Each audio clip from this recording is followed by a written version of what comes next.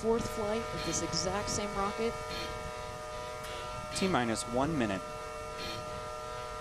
What you see on your screen on the left-hand side is an altitude bar. It's going to highlight a couple key events that happen as the booster goes up. And you can see that speed indicator showed up on the right-hand side, so you can follow along with how fast this rocket is going.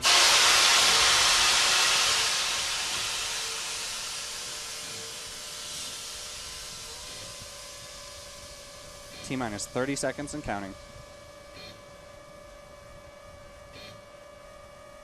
All right, Jeff. It's time to hand this show over to Mission Control so we can listen in on the final countdown. Let's do it. Let's light this candle.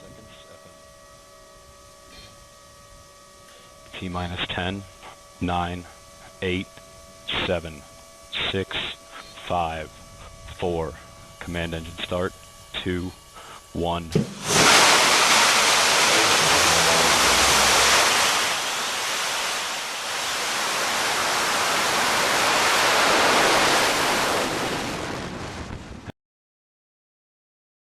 And S4 has cleared the tower.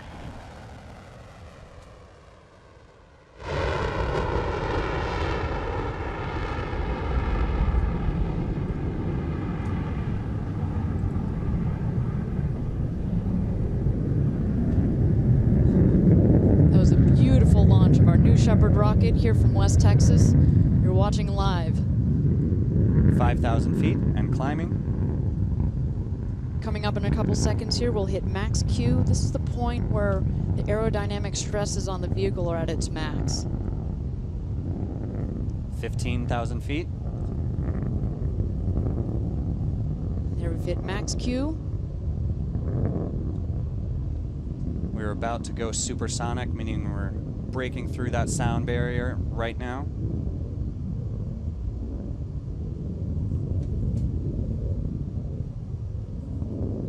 On the left-hand side, you can see that blue bar filling up. That's your altitude indicator. You can see we still have a long way to go to get to space.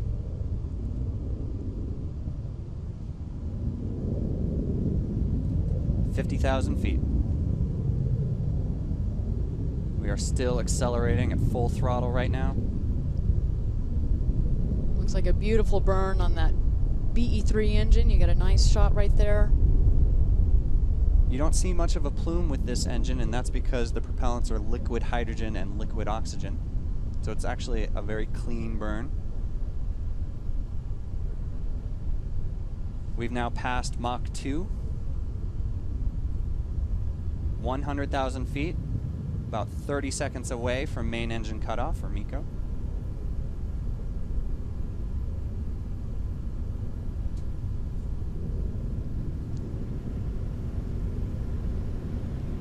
Again, you're watching our live launch broadcast. It's the fourth flight of this new Shepard rocket. We're now at Mach 3, 150,000 feet. And there we go. We've hit MECO. Main engine cutoff. Right on target. 200,000 feet and climbing.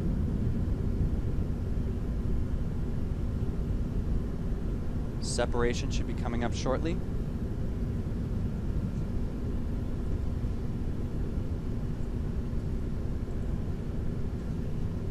And there it is, separation. Separation confirmed from both vehicles.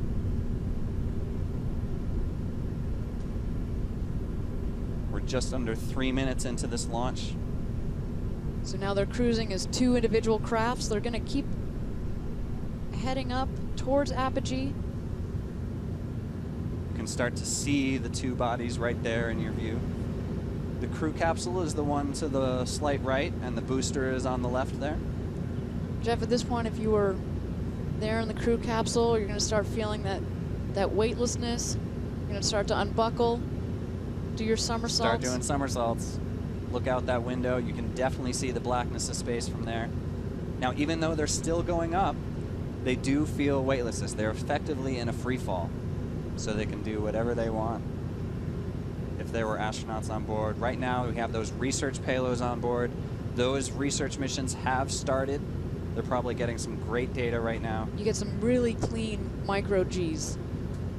with the trajectory of our new Shepard rocket. Several minutes of micro G, which really you can't get any other way unless you get up here. All right, we've hit apogee. 331,500 feet for the apogee. That's well over 100 kilometers over that Kármán line, over that internationally recognized line of space. Congratulations, New Shepard. You just took your 4th trip back into space for this rocket.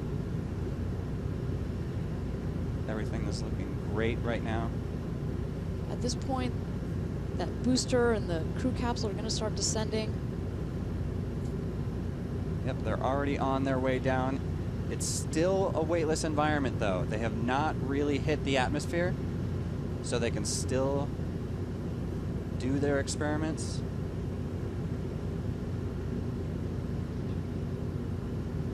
We have about 1 more minute of weightlessness before that booster will start hitting the atmosphere.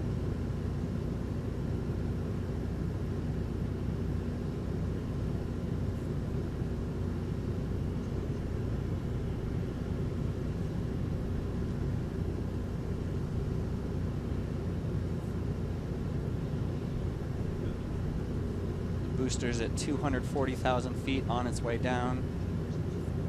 You can see that speed indicator is really climbing up. It is definitely accelerating back towards the ground.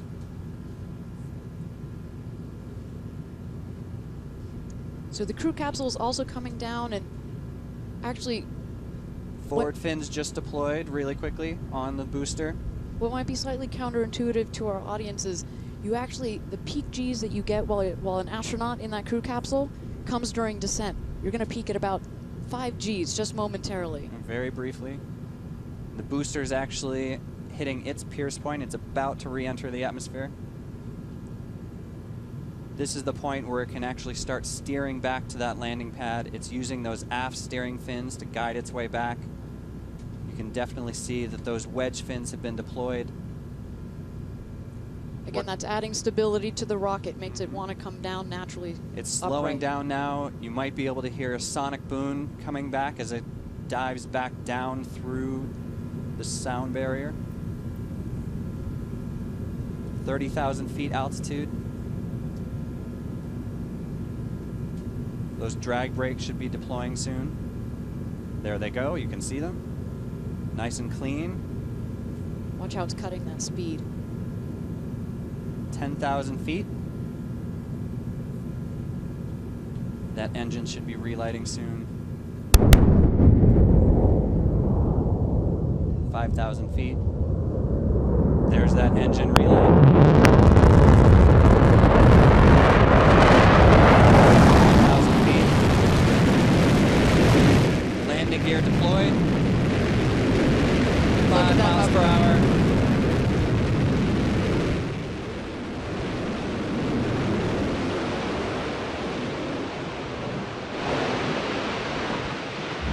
Amazing, another picture-perfect landing for the New Shepard rocket booster. Let's cut over to the crew capsule because it's about to deploy its parachutes. What a beautiful landing. You see that control, that hover? And there we go. We've got the 2 drogue chutes which have deployed. That means we are executing the primary mission of today's flight, which was to test the redundancy with our parachutes. Next should be the mains. You see a little bit of oscillation there on the capsule, but that's to be expected. That will damp out. Yeah, that's not something to worry about.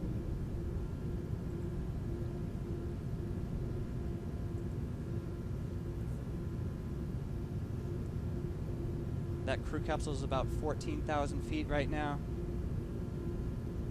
Again, you're watching a live launch and landing of the New Shepard vehicle. This is the 4th time that it's gone into space and landed.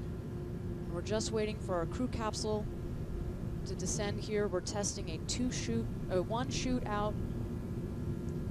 Those main parachutes should be deploying soon, and that should help with the coning that you see, that kind of oscillation. There go the main parachutes.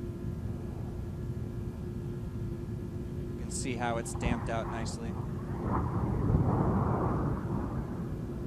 And those two parachutes are inflating right now. You can see that the speed has dropped down to just 20 miles an hour.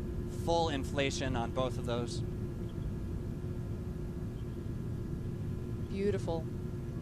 There's almost no motion with that crew capsule anymore. That's a great ride. There you see the hills of West Texas there in your background. If you're an astronaut coming down, you're going to see the Earth coming back at you. It's 1,000 feet off the ground. There's going to be that retro rocket system that fires just in the last second before touchdown. Keep in mind it does kick up a lot of dust here in the West Texas desert. It looks like a hard landing, but really it just is a soft, pillowy touchdown at about 1 or 2 miles an hour. And that's coming up in about 15 seconds. We should see that happen. 10 seconds to touchdown.